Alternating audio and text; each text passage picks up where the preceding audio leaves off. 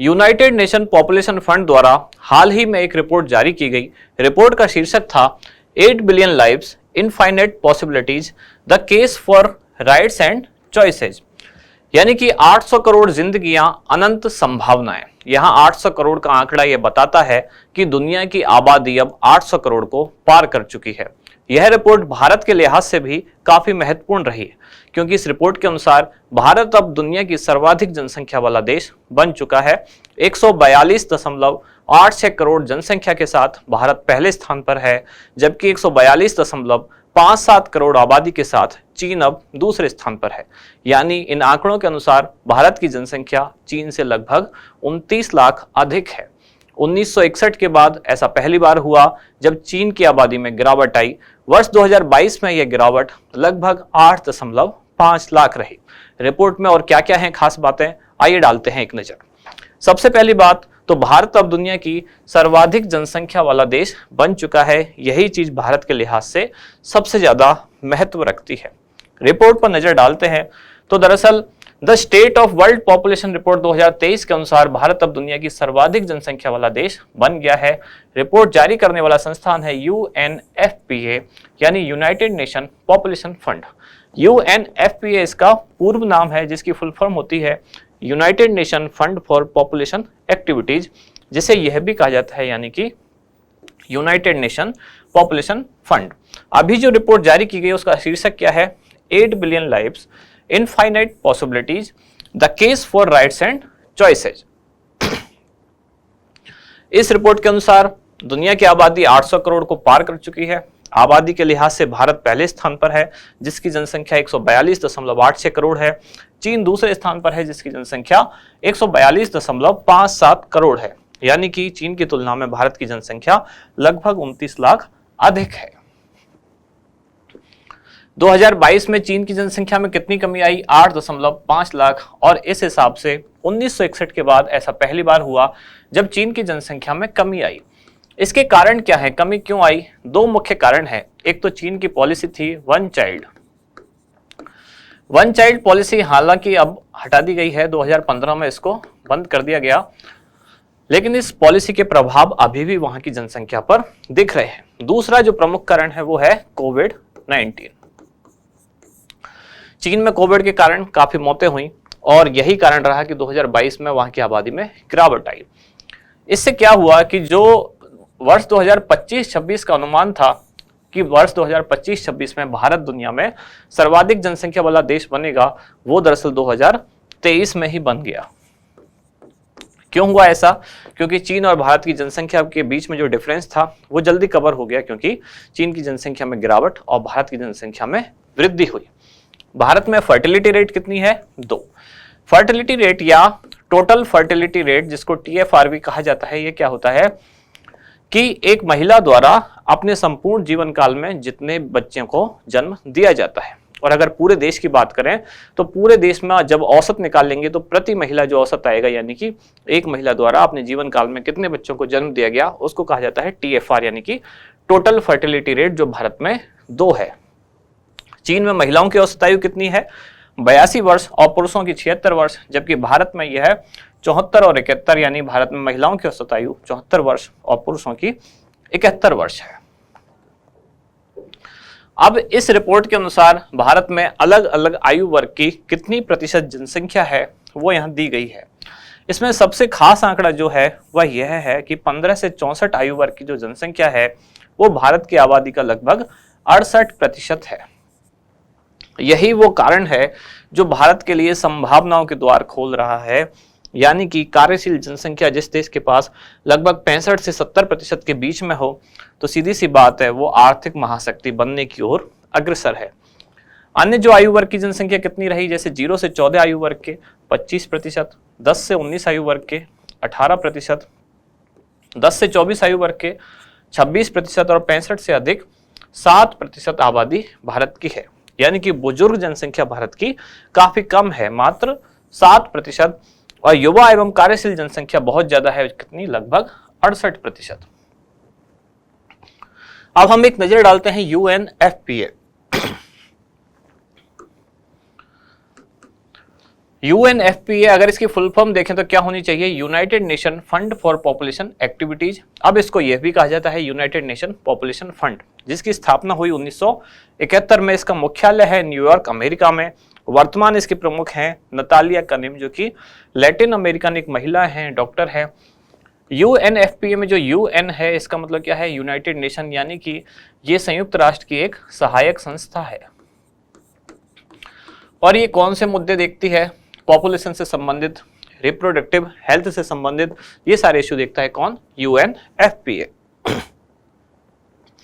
इसके बाद हम देखते हैं कि भारत के संदर्भ में कि भारत में इतनी अधिक जनसंख्या के कारण क्या है, यानी कि भारत में जनसंख्या वृद्धि के कारक कौन कौन से हैं। इसमें कई कारक हैं, जैसे कि भौगोलिक, ऐतिहासिक, सामाजिक, धार्मिक, चिकित्सकीय कारक और अन्य कारक। शुरुआत हम सबसे पहले करते हैं भौगोलिक कारक, यानी कि कौन कौन से ज्योग्राफिकल फैक्टर हैं, ज्योग्राफिकल कॉजेज हैं। एक बार हम मैप देखते हैं ताकि ज्योग्राफी वाले कारक हमें समझ में आ सकें। अगर हम मैप देखें तो केवल भारत नहीं बल्कि जो भी भारतीय उपमहाद्वीप है, ये इस पूरे भारतीय उपमहाद्वीप में जनसंख्या काफी अधिक है। अगर हम जनसंख्या घनत्व की बात करें तो 2011 की जनगणना के अनुसार भारत का 382, पाकिस्तान में देखें तो लगभग 300, नेपाल में देखें लगभग 203 और श्रीलंका में लगभग 341, चीन की बात करें तो 153 और बांग्लादेश की बात करें तो 1265। यानी 1 वर्ग किलोमीटर में रहने वाले लोगों की संख्या, जिसको जनसंख्या घनत्व भी कह रहे हैं, तो इस पूरे भारतीय उपमहाद्वीप में बहुत अधिक है। इससे हमें ये चीज समझ में आएगी कि भारत में हमेशा से ही जनसंख्या ज्यादा रही। तुलनात्मक रूप से अगर पूरे विश्व की बात करें तो भारत और भारतीय उपमहाद्वीप में जनसंख्या हमेशा से ही अधिक रही। ऐसा नहीं है कि ये पिछले कुछ वर्षों की ही समस्या है, लगातार ऐसा होता रहा है। अब देखते हैं ऐसा क्यों रहा। तो ज्योग्राफी में एक कारक है जो भारत की स्थिति है, जैसे कि यहाँ है हिमालय। हिमालय यहाँ होने से क्या होता है कि उत्तरी ध्रुव से आने वाली जो भी सर्द बर्फीली हवाएं हैं वो हिमालय से रुक जाती हैं और भारत का मौसम हमेशा अच्छा बना रहता है। दूसरा कारण है यहाँ की नदियां, गंगा, जमुना, नर्मदा, ताप्ती, कावेरी, गोदावरी। भारत में इतनी सारी नदियां हैं। नदियां होने से क्या हुआ, मीठा पानी हमेशा उपलब्ध रहता है, यानी कि खेतीबाड़ी अच्छी होगी। खेतीबाड़ी अच्छी होगी तो खाद्यान्न उत्पादन होगा, यानी भोजन होगा, और भोजन होगा तो जनसंख्या बढ़ेगी। तो सिंपल सी बात, भौगोलिक कारक से क्या हुआ, पहले तो मौसम, पहले तो भारत की स्थिति, फिर मौसम यहाँ सही रहता है हमेशा। इससे क्या हुआ, तीसरा कारण है यहाँ पानी बहुत है, नदियां बहुत अच्छी हैं, मीठा पानी है। मृदा यानी कि मिट्टी उपजाऊ है, तो पानी और मिट्टी और मौसम अगर सही है तो क्या होगा, कृषि अच्छी हो सकेगी, और कृषि अच्छी होगी तो क्या होगा, खाद्यान्न उत्पादन अच्छा होगा, और खाद्यान्न यानी कि भोजन जहां होगा तो वहां जनसंख्या भी होगी। इसलिए पूरे भारतीय उपमहाद्वीप क्षेत्र में, पाकिस्तान हो, भारत हो, बांग्लादेश हो, श्रीलंका हो, जहां ये सारे फैक्टर हैं वहां जनसंख्या हमेशा से ही अधिक रही है। फिर है ऐतिहासिक कारण। अगर हम इतिहास में जाएं तो जो मैं बार बार कह रहा हूं, शुरू से ही भारत की जनसंख्या अधिक थी, यानी कि जब से मानवीय बसावट शुरू हुई भारत में, अभी तक हम जितना जानते हैं उतनी ही बात कर पाते हैं। जानते हम कितना है, सिंधु घाटी सभ्यता तक, कि अगर सिंधु घाटी सभ्यता की बात करें तो सबसे पहली जो मानवीय सभ्यताएं हैं उनमें से कुछ में से एक है सिंधु घाटी। तो सबसे पहले मानव ने यहाँ निवास करना शुरू किया, कहाँ, सिंधु नदी और उस के आसपास के क्षेत्र में। तो शुरुआती बसावट भारत में काफी है, तो इसलिए जनसंख्या भी धीरे धीरे उन लोगों की ग्रोथ करेगी ही। दूसरी बात, अगर हम देखें युद्ध, इतिहास जुड़ा हुआ है युद्धों से। तो भारत का अगर इतिहास देखें और बाकी दुनिया का इतिहास देखें, यानी कि यूरोप और एक तरफ भारत, युद्ध हालांकि मानवीय इतिहास में हमेशा से रहे हैं, लेकिन भारत और यूरोप के युद्धों में एक अंतर रहा। यूरोप के युद्धों में जहां नरसंहार काफी हुआ, लेकिन भारत के युद्धों में नरसंहार नहीं हुआ। अपवाद स्वरूप कुछ जरूर हैं, लेकिन जैसे कलिंग वगैरह या एक आध ऐसे कुछ अपवाद जरूर हैं जहां नरसंहार हुआ। लेकिन अगर सामान्यतः बात की जाए तो भारत के युद्धों में नरसंहार ना के बराबर मिलता है, कुछ एक दो अपवाद को छोड़कर। जबकि यूरोप में लगातार युद्ध होते रहे। अभी की भी बात की जाए, अगर आज की भी, तब भी रूस और यूक्रेन का युद्ध यूरोप में चल रहा है। भारत में अभी ऐसा कोई युद्ध नहीं चल रहा है, और इस युद्ध में भी आम जनता खूब मारी जा रही है। तो ये एक कारण रहा, यूरोप में जनसंख्या कम होती गई, भारत में तुलनात्मक रूप से ऐसी स्थिति नहीं रही। यहाँ युद्ध होते ज्यादातर तो सेना, सेनापति, राजा, केवल ये चेंज होते रहते थे।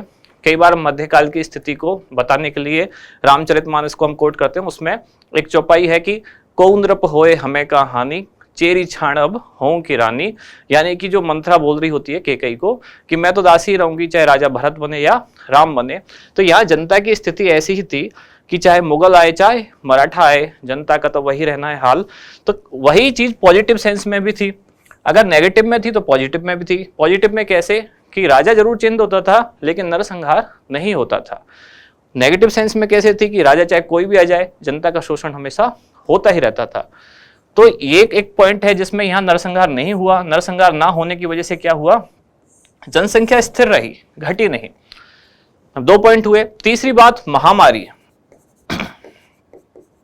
ऐतिहासिक कारणों की हम बात कर रहे हैं तो भारत और उसके क्षेत्र में ऐसी कोई बड़ी महामारी नहीं आई कभी जो बड़े लेवल पर जनसंख्या को नष्ट कर दे, जबकि यूरोप में था ऐसा कई बार।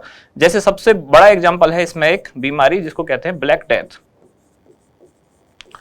ब्लैक डेथ इसका कॉमन नाम है, असल में इसका नाम है ब्यूबोनिक प्लेग।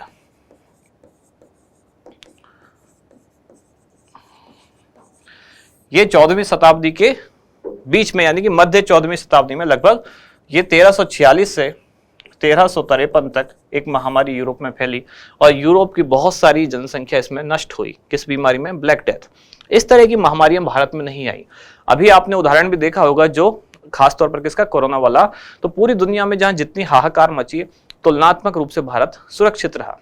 जनसंख्या नष्ट जरूर हुई लेकिन इतनी दुनिया की जैसी हुई थी, चीन में जैसा था, अमेरिका में जैसा हाल था, यूरोप में जैसा हाल था, भारत में ऐसा हाल नहीं था। तो ये सारे रहे ऐतिहासिक कारण कि जिनमें भारत की जनसंख्या सुरक्षित रही। सामाजिक कारण की अगर बात करें, सामाजिक कारण क्या ही हैं, जैसे कि सामाजिक कारण में क्या, सबसे पहले तो लैंगिक असमानता।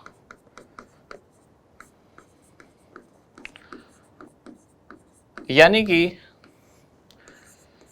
अगर मेल है तो उसको ज्यादा प्रायोरिटी, फीमेल है तो उसको प्रायोरिटी कम। इससे क्या होता है कि पुत्र की चाह समाज में बढ़ने लगती है और बेटी की चाह में लगातार बेटियां होती रहती है। एक कारण ये रहा, कौन सा, लैंगिक असमानता। किसमें? सामाजिक कारकों में। दूसरा रहा जैसे कि कम उम्र में जो होती थी शादी, कम आयु में विवाह। कम आयु में विवाह तो सीधी सी बात है जनसंख्या भी बढ़ेगी। कई सामाजिक मान्यताओं के कारण भी किसी को बेटा ही चाहिए, किसी को कम आयु में ही विवाह करना है।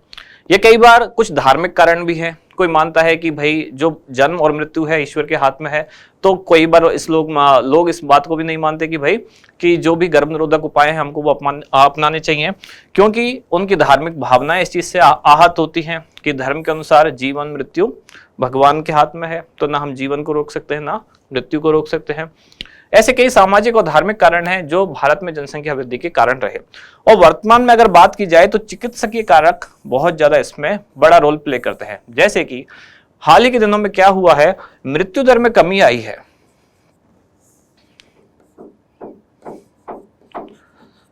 मृत्यु दर में गिरावट। अब आप देखते हैं अगर तो औसत आयु जो है व्यक्ति की वो बढ़ी है। हमने आज शुरू में भी देखा था कि चीन में महिलाओं की औसत आयु 82 और भारत में महिलाओं की औसत आयु 74, पुरुषों की भारत में औसत आयु 71। तो भारत में औसत आयु लगातार बढ़ती जा रही है। इसका कारण क्या है? यही चिकित्सकीय कारक है। आजकल मेडिकल सुविधाएं बहुत अच्छी हैं।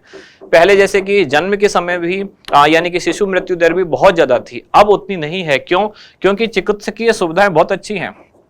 पहले किसी घर में अगर 5, 7 या 8 बच्चे होते थे तो उनमें से 3 या 4 या 2 या कई बार एक, कोई ना कोई तो सरवाइव नहीं कर पाता था। अब ऐसी स्थिति नहीं है। अब चिकित्सकीय सुविधाएं इतनी अच्छी हैं कि किसी घर में अगर एक ही चाइल्ड है तो वो भी अच्छे से सरवाइव कर पाता है, जिनसे कि जनसंख्या में वृद्धि हुई है। अन्य बहुत सारे कारक हैं जैसे कि माइग्रेशन वगैरह। कोई एक खास जनसंख्या किसी एक क्षेत्र से पलायन करके दूसरे क्षेत्र में चली जाए, चाहे युद्ध के कारण हो चाहे आर्थिक कारण हो, जैसे कि औद्योगिकीकरण, इंडस्ट्रियलाइजेशन। तो जो गांवों से जनसंख्या शहरों की ओर जाती है, एक देश से दूसरे देश की तरफ जाती है। आप देखते होंगे कई बांग्लादेश के शरणार्थी भारत में हैं। कारण यही है कि जहां उनको रोजगार के साधन मिलते हैं उस वजह से भी जनसंख्या का माइग्रेशन होता है। जैसे कि इराक सीरिया वगैरह में अगर युद्ध चल रहा है तो बहुत सारी जनसंख्या यूरोप की तरफ शिफ्ट हुई है।